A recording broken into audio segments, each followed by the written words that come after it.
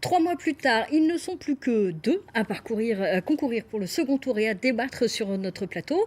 Bonsoir, messieurs. Alors, à ma droite, Pierre-René Alter, vous meniez une liste participative au premier tour. Vous avez donc fusionné avec la liste de la Gauche Unie.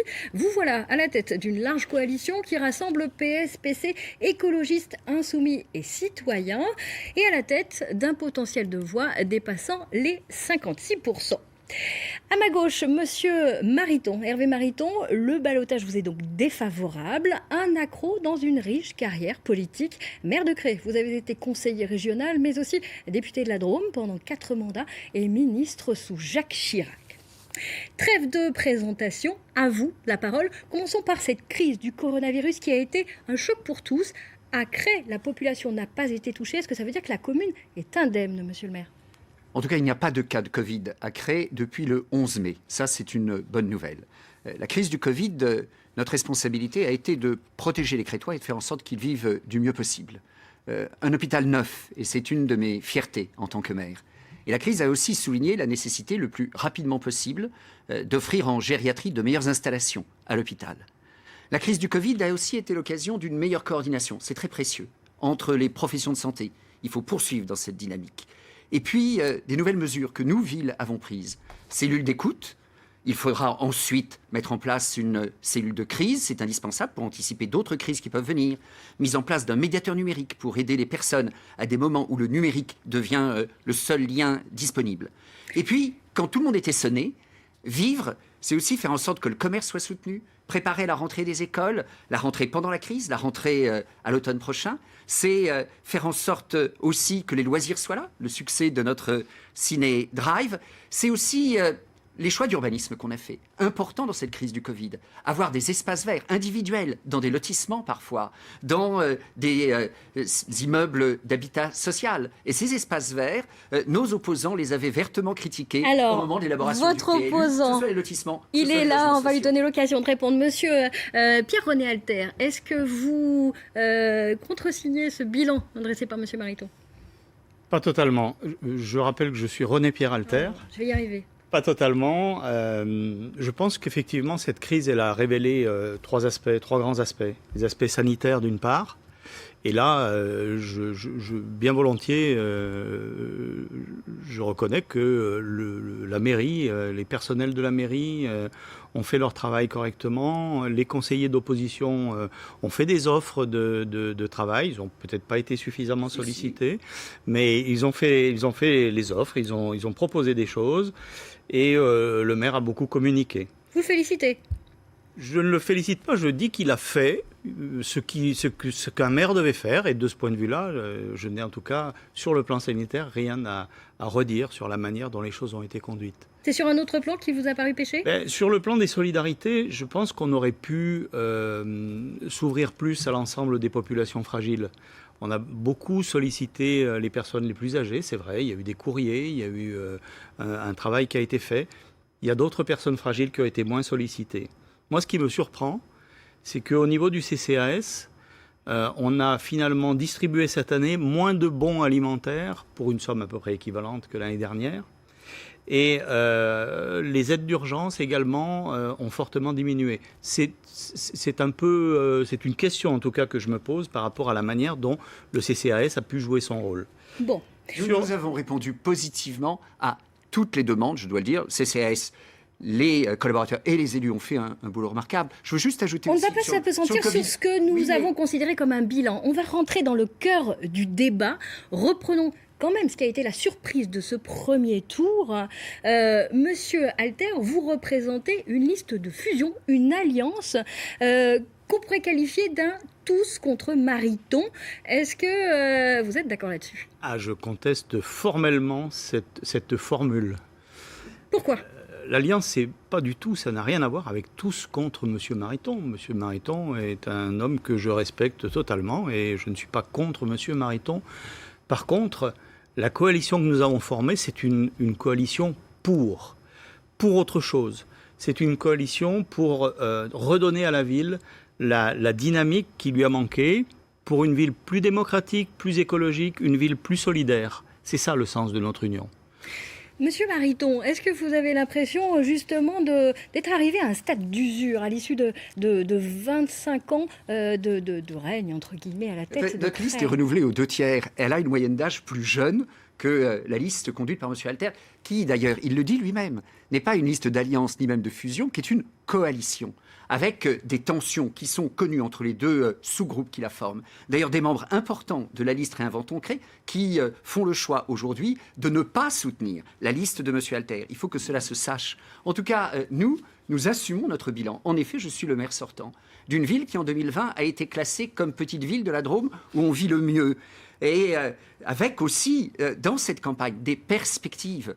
Nous sommes une liste avec des sortants, avec des énergies nouvelles, mais avec une vision de l'avenir. Je disais dans l'après-Covid, nous voulons, avec l'État, signer rapidement un contrat Petite Ville de demain pour jouer complètement la carte de l'investissement, de la relance par l'investissement, avec l'aide de nos partenaires, des projets que l'on pourrait détailler. On pourrait les énumérer, mais on va peut-être pas avoir le temps de le faire. Monsieur Alter, vous, cette activité, ce dynamisme dont témoigne Monsieur Mariton, vous en avez une toute autre interprétation? Ah oui, moi je considère qu'un quart de siècle avec le même maire, c'est long pour une petite ville. Je pense que c'est long. Je pense qu'il y a la place pour qu'on propose autre chose. Et c'est le bilan que vous remettez en cause aussi? Forcément, les choses ont été annoncées à un moment donné, au début du mandat. On a fait un mandat, on a fait 2 mandats. Moi, je considère que petit à petit, on peut voir apparaître une forme d'usure, une forme des décisions qui sont peut-être un peu surprenantes. On reparlera peut-être plus tard de la question du centre aquatique qui a été On en reparlera, mais en fait, un peu compliqué. Mais moi, je voudrais revenir sur une chose quand même. Si on regarde la manière dont cette union et cette coalition se sont faites, au premier tour, finalement, les 2 listes qui étaient là ont décidé de s'adresser à leurs électeurs potentiels et de mesurer les possibilités qu'il y avait d'aller jusqu'à une victoire. Pendant un moment, on y a même cru, les échos étaient positifs, avec quand même un premier résultat qui est particulièrement intéressant, puisque, vous l'avez dit, si nous unissons nos efforts, nous sommes au-dessus de 50%. Vous êtes unis. Je voudrais juste dire que par rapport à la liste de M. Mariton, qui est renouvelée aux 2/3, elle est renouvelée à chaque fois pratiquement de la même façon, mais c'est toujours le même homme qui est à la tête de cette liste, avec des colorations différentes selon les époques. Et là, la dernière coloration, c'est la participation, c'est le vert. Là aussi, on y reviendra. Monsieur Mariton... Je me permets de dire, présenté sous un jour arrondi et bonhomme, c'est en réalité à créer le soutien de l'ultra-gauche. Il faut être très conscient de ça. Et dans votre équipe, monsieur, je suis désolé de devoir le souligner, des propos et des positions idéologiques extrêmement rudes. Gilles Rode, qui, dans un débat hier, avec moi, présente la culture comme une arme, des positions que vous prenez pour un accueil inconditionnel des migrants, des sans-papiers, que chacun sache quelles sont vos positions là-dessus. Je veux dire aussi à monsieur Alter, qui me respecte, voilà la communication de la liste de nos concurrents. Voilà comment je suis représenté par la liste de ceux qui aujourd'hui nous sont opposés. Est-ce que c'est cela un débat républicain? Monsieur Mariton, c'est bien convenable? Revenons au débat. Est-ce que la liste d'union de monsieur Alter vous semble être par ailleurs peut-être le reflet d'un changement dans la démographie crétoise?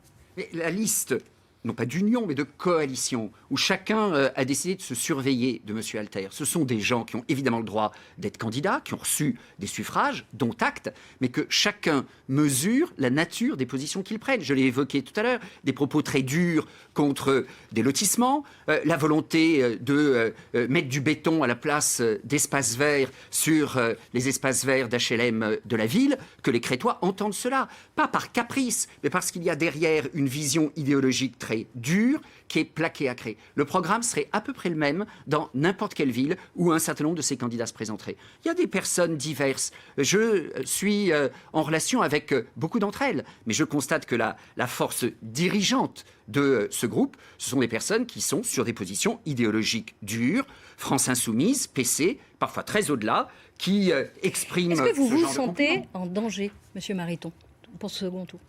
La question n'est pas là. La question est, pour ma part, avec une équipe, d'offrir toute une énergie, une vision, un projet pour les Crétois. Et ensuite, le peuple est souverain. Les Crétois décident. Parlons projet, justement. Monsieur Alter, votre liste, elle a une identité bien particulière. On a parlé dès son origine, déjà dès le premier tour, de démocratie participative. En quoi ça consiste et quelle forme ça pourrait prendre concrètement ?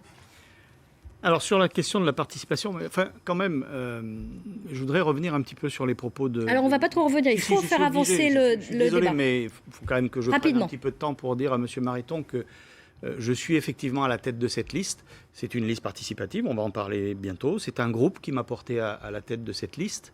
C'est une liste qui s'est constituée sans les appuis nationaux, sans cette vision archaïque d'une politique nationale avec les partis qui doivent être bien positionnés, etc. C'est une liste de...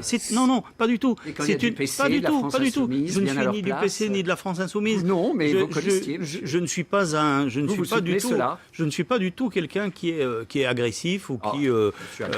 pas du tout. Je n'ai jamais dessiné ce genre de choses. Et donc, la démocratie participative, ce sera une méthode. La démocratie participative, c'est une méthode. C'est une méthode qui permet de donner aux habitants la place qu'ils méritent dans la ville. C'est de remettre l'habitant au centre de la ville, je dirais, à égalité avec l'élu, de façon à ce que les projets puissent se construire dans l'écoute, dans le respect de la diversité, dans le partage des informations, toutes les informations, les mettre à disposition. Il y a un mot qui est quand même très important à dire là, c'est la question de la transparence. Et puis la participation, c'est pas simplement, excusez-moi Monsieur Mariton, mais ça ne peut pas être simplement un budget participatif. On ne peut pas s'arrêter là. Ça va beaucoup plus loin que ça. Il me semble qu'à un moment donné, il faut qu'on mette des moyens, mais des moyens structurels. Il faut qu'on mette des personnes pour accompagner cette question de la participation. C'est un changement important de mentalité, c'est un changement important de posture, et j'aimerais que petit à petit, avec les Crétois, on puisse chacun reprendre la place qu'on peut prendre au sein de la ville. Monsieur Mariton, vous n'êtes pas allergique à la démocratie participative ? Écoutez, à Cré, il y a chaque année une réunion de préparation du budget avec tous les citoyens qui veulent y participer en amont du vote du budget. Nous avons des projets sur lesquels la participation des citoyens est volontiers attendue. Nous voulons pour reconfigurer la place des Moulins, qui est un endroit intéressant et aujourd'hui pas très bien traité de la ville. Lancer un concours d'idées. La reconversion de l'ancien hôpital en écoquartier. C'est aussi un projet sur lequel l'ensemble des citoyens pourra être mobilisé. Si on veut sortir du débat qui a été beaucoup trop tordu pour des a priori politiques, celui du centre aquatique. Je suis favorable à un référendum. Pourquoi est-ce que ça a échoué ? En bonne part parce qu'il y a eu beaucoup d'arrière-pensées politiciennes. Ensuite, madame, sur le participatif, puis je me permettre de dire qu'on a eu beaucoup de leçons, par exemple, sur la parité, avec des binômes, un homme, une femme comme premier adjoint, de la part des deux équipes qui aujourd'hui se sont coalisées. Dans l'affaire, 1 + 1 = 0. Il y avait 2 femmes possiblement première adjointe demain. Aujourd'hui, dans l'équipe que nous avons en concurrence, il y en a 0. Les femmes ont été remerciées. Bravo. C'est bien noté. Vous évoquez cette fameuse affaire de la piscine qu'on va devoir finir par expliquer. C'est une affaire qui concerne l'intercommunalité. Monsieur Alter, vous avez le sentiment que la ville de Cré, qui est un peu la ville centre de cette communauté de communes du pays de Cré et du pays de Saillant, ne joue pas son rôle parce que son maire renacle Ray. Son maire a montré quand même depuis maintenant quelques années, et surtout les dernières années du dernier mandat, une posture extrêmement ferme, extrêmement bloquée vis-à-vis de la communauté de communes. Des projets ont été portés, des propositions ont été faites, et le maire s'est bloqué sur ses positions d'une manière extrêmement ferme, en disant il faut le faire, j'aurai mon bassin, j'aurai ma piscine, j'aurai mon centre aquatique. Avait un projet de centre aquatique ambitieux sur lequel il y a eu des études qui ont été faites. Une piscine découverte, et on voit bien d'aujourd'hui, madame, avec une piscine découverte qui ne fonctionnera hélas pas cet été, et bien que, oui, on a besoin d'une piscine couverte, d'une piscine découverte, c'était le projet de base, que les collectivités colistiers de M. Alter ont retoqué en conseil communautaire. Vos amis, vos colistiers ont fait de l'anti-jeu par rapport... Pourquoi ça a échoué d'après vous, Monsieur Alter? Écoutez, la nature même du projet, qui était un projet démesuré, au départ lorsqu'il a été proposé, c'était un projet qui ne correspondait pas aux besoins de Cray. Moi, je suis d'accord. Il y a un projet à un peu plus de 10 millions d'euros. Si vous permettez, je suis d'accord pour qu'il y ait une piscine couverte à Cray, parce que je suis un ancien de l'éducation nationale, ancien inspecteur d'académie, je sais de quoi je parle en matière d'éducation. Les enfants ont besoin d'apprendre à nager. C'est ça le problème de la piscine couverte à Cray. Alors, la piscine couverte, c'est un élément qui est extrêmement important pour l'ensemble de la population et plus particulièrement. Du coup, elle ne voit pas le jour pour le moment. Madame, elle ne voit... Attendez. On a besoin. Elle ne voit pas le jour. Elle ne voit pas le jour, pourquoi Elle ne voit pas le jour parce qu'il y a eu un blocage à partir d'un projet qui était un projet grandiose, avec des possibilités de restaurants, avec des toboggans. Monsieur Mariton, vous avez du retard sur le temps de parole. Les restaurants. Et avec un coût. Monsieur Alter, c'est faux. Monsieur Mariton a un retard de temps de parole et le temps tourne dangereusement. Depuis le début. Le projet qui a été soumis au vote, il n'y avait pas de restaurant, il n'y avait pas de toboggan. On était fondamentalement sur une piscine couverte. Sur celui qui a été soumis au vote, je suis d'accord. Et sur lequel vos amis ont voté contre. Ils ont voté contre un projet qui était absolument raisonnable, hyper bien financé, parce que j'avais obtenu des financements tout à fait exceptionnels de l'État, de la région, du département. Piscine couverte et piscine découverte au même endroit. On voit aujourd'hui avec une piscine découverte qui n'ouvrira pas cet été que c'est un équipement obsolète que manifestement il faut remplacer. Donc, mais moi je dis, je ne veux pas mettre de politique là-dessus. Je veux même pas mettre de difficultés relationnelles. Je dis référendum. Et s'agissant de l'intercommunalité, nous on a un enjeu, madame, qui est de défendre les intérêts des Crétois, qui est de soutenir et de promouvoir un territoire, et qui est de faire des économies. Mutualisation. C'est aussi, madame, protéger les contribuables de Cray et des autres communes. La situation avec quelques élus s'est tendue quand les élus crétois ont refusé une augmentation de la fiscalité de 20%, pas pour des investissements, pour du fonctionnement. Cette augmentation de la fiscalité de 20% a été soutenue par les amis de M. Alter. Nous n'avons pas voulu augmenter les impôts. Nous ne pourrons pas parler au-delà de fiscalité, le temps nous presse, puisqu'il est temps désormais vous connaissez notre tradition, de prendre la parole chacun pour 40 secondes. Le tirage au sort a désigné M. Mariton pour démarrer. Le chronomètre est lancé, on vous écoute. L'enjeu du 28 juin, c'est d'assurer l'avenir de Cray. Nous avons vécu une crise sanitaire, maintenant il faut faire face à la crise économique. Répondre de façon concrète aux enjeux écologiques et sociaux de notre vallée. L'heure, les amis, n'est pas à l'aventure idéologique et nos concurrents disent vouloir changer la vie à Cray. Mais Cray, classée en 2020 comme petite ville de la Drôme où on vit le mieux, faut-il avoir cette prétention et autant d'a priori? Nous, plus modestement, nous voulons améliorer la vie. Nous nous y engageons avec des projets concrets. Il y a encore beaucoup à faire, mais pas de surpromesses. Une équipe opérationnelle, efficace, pour répondre aux besoins de Cray, aux enjeux de la vallée, parce que nous aimons Cray. Mariton, à votre tour, Monsieur Alter. Vous l'avez compris, il se passe quelque chose à Cray. La liste que je conduis, c'est une équipe où chacun exercera pleinement ses responsabilités. Cray foisonne de talents.